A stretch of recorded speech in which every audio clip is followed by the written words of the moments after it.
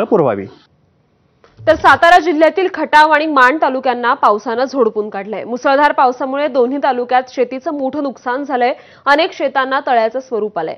Soybean, मका, उडीद, मूग या कडधान्य पिकांना मोठा फटका बसलाय।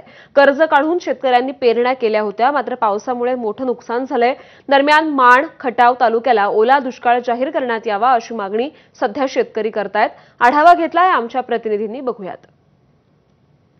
सातारा जिल्ह्यात गेल्या मे महिन्यापासून मुसळधार पावसाची सुरुवात असताना आपल्याला पाहायला मिळत होतं। त्यामध्येच मान खटाव म्हणून जो दुष्काळी भाग म्हणून ओळखला जातो, या ठिकाणी देखील पावसानं हाहाकार माजवल्याचे चित्र आपल्याला पाहायला मिळते।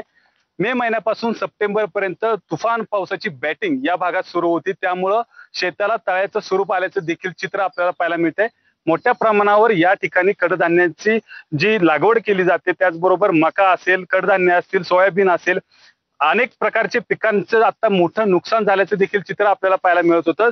त्याचबरोबर जर बघायला गेलं तर शेतामध्ये तळ्याचं स्वरूप आल्यामुळं शेतकरी हातबल झालाय। शेतकऱ्याच्या डोळ्यात आता अश्रू अनावर होताना आपल्याला देखील पाहायला मिळते।